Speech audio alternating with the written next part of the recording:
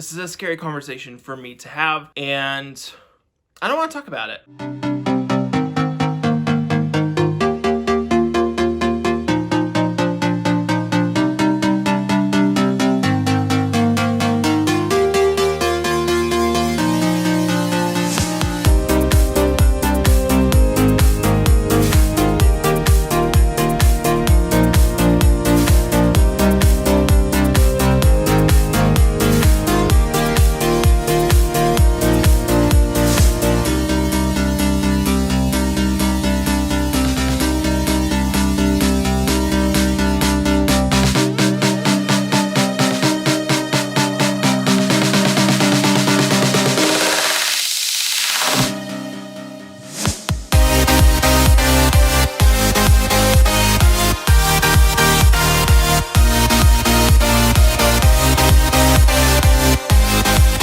Hey guys, what's up? It's Casey.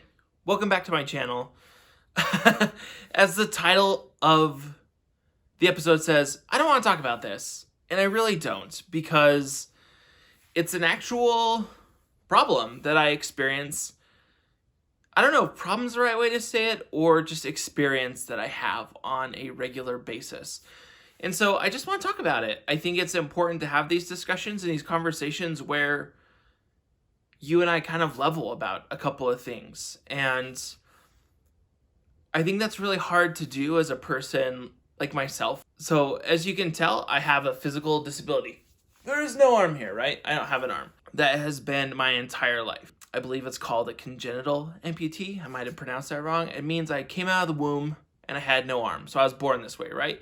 And that has been how I've described a lot of things to people over the years when they're like, oh, how did you lose your arm?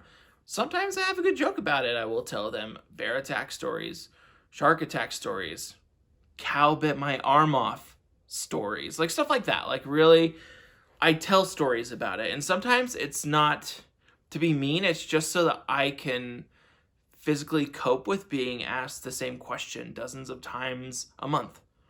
And it's not that it's bad to ask that question or to wonder why a person is different. But sometimes for me, being asked that question can get very tiresome. And I don't want to be rude to people, right? Like, I don't want to be like, why are you asking that? Why are you worried about it? Why does it matter to you? And I don't want to cause a problem. Like, my intention is to be as good and friendly and kind to people as they can, because I want to provide them with an educational opportunity to learn about somebody who is different from them, right? Learn about somebody who has a disability, to have that experience of meeting different people.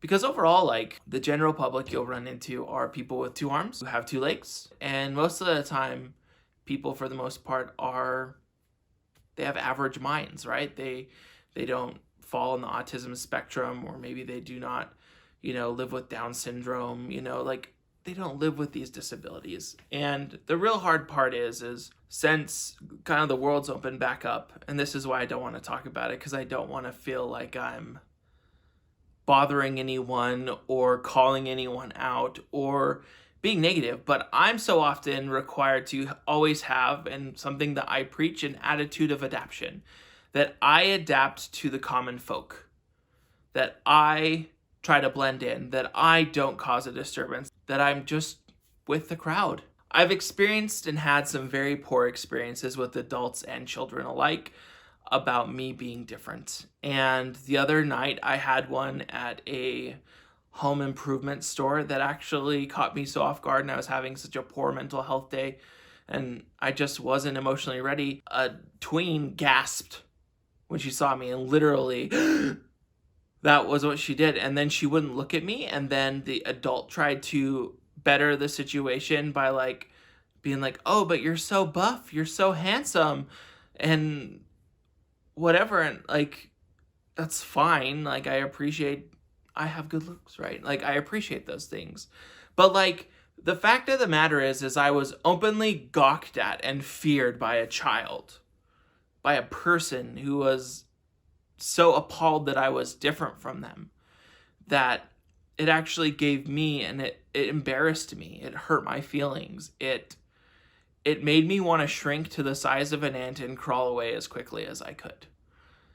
And even though I wanted to be like, it's okay, like my face said something different. And my face actually showed that I was hurt. And that's something that doesn't happen to me very often because I've learned to deal with people staring at me. I've learned to live with people doing double takes to make sure that they're not seeing something that isn't there, right? Like there isn't a glitch in the matrix. I do have one arm, right? Like, and I'm okay with that because I know who I am and I have a strong personal identity of being Casey. But I'm not just Casey with one arm or Casey the person with a disability. I'm Casey. I have passions. I love to be in the outdoors. I love to play with my dogs. I love to rock climb. Yeah, I said it. I like to rock climb. But I love to do so many other things that I feel outweigh the fact that I don't have an arm. In order to, I don't know if you want to say cope or to live a normal everyday life, so often I've had to make self-depreciating jokes at the expense of my own self-esteem. And I know I'm not alone in that. I've talked to other people with disabilities who part of their brand, their personal brand is I'm blank and this is what I live with. And let me tell you some jokes so you're more comfortable because I'm already comfortable with being surrounded by people with two arms where you're just so uncomfortable being surrounded. And I shouldn't use like just the arms thing, but like I'm surrounded by people who do not have physical disabilities and who are judging me based off the way I look and putting me in a box. And I feel really critical about having this conversation and really saying this because one, I don't want to sound like a whiny person. Two, we know how the general public often reacts when a lot of minorities speak out, in which I, as a person with a disability, am a minority. I don't know. I'm not making this video to complain or to express my frustration or hurt, but what I want to do is talk about going forward. The year is 2021, right? And you may have children. You yourself may have not interacted with a person with a disability in quite some time because we've all been work from home or staying home and we've just not been as integrated as we have been previously. And, you know, I think it was a safe decision for everyone that we did what we did.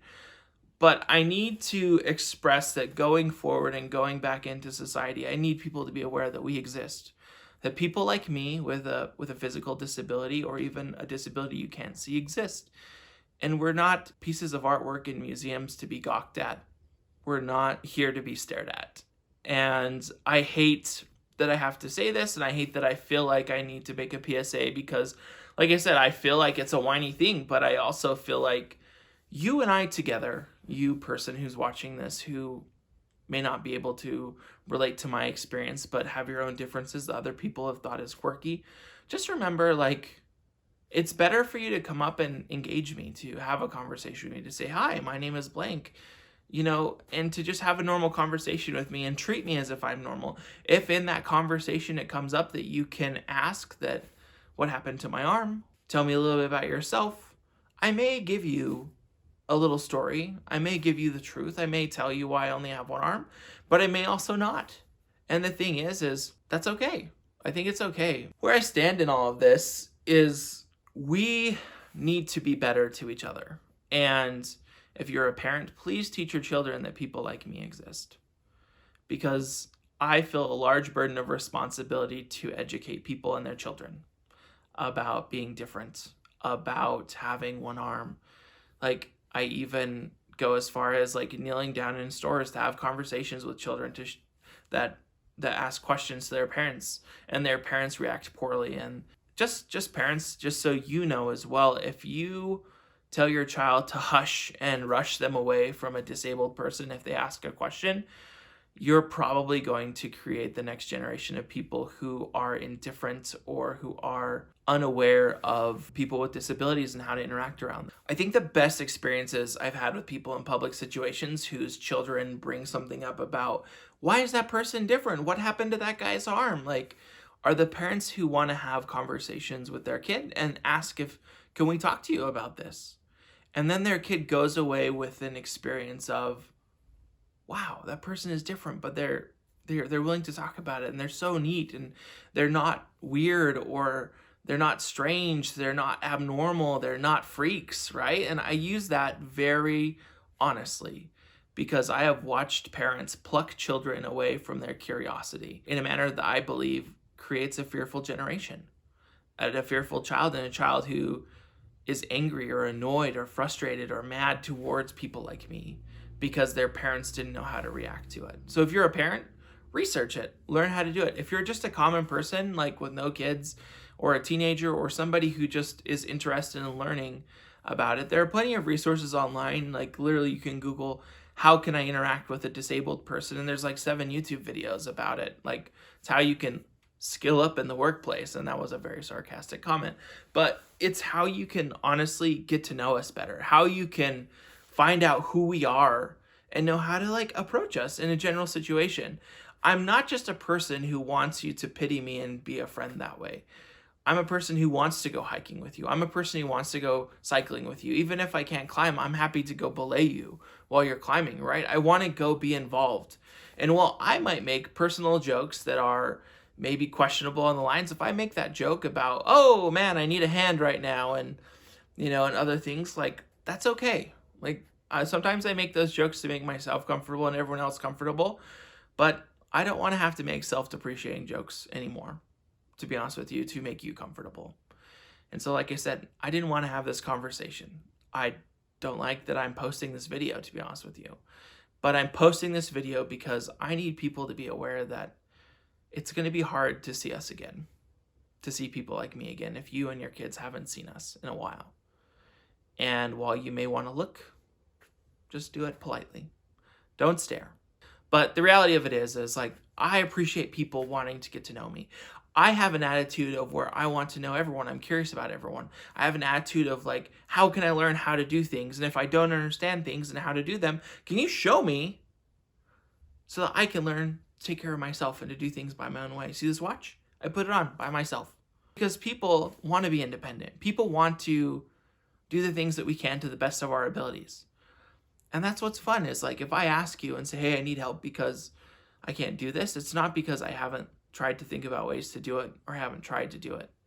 It's just because this is something I actually need help with. I'm not lazy. I'm far from that, I feel. But anyhow, thank you for watching this video. If you decide to like and subscribe to my channel, that's awesome as well. I'm not going to do heavy videos like this all the time. I feel like it's just too hard to emotionally sit down and have a conversation. I hope the year 2021 is great for you. I hope you're able to meet new people. I hope that you're able to educate yourself on how to learn from and interact with people like me who are different physically, emotionally, mentally, and just anyone who's different from you. Take the time to get to know them. Take the time to understand and learn from them. And I think that would be a great opportunity for you and for me. Really, guys, thanks so much for tuning in to, whether it's my podcast that you're listening to this on or here on YouTube. Thank you. And thank you for being the good people that you are. Have a good day. We'll see ya.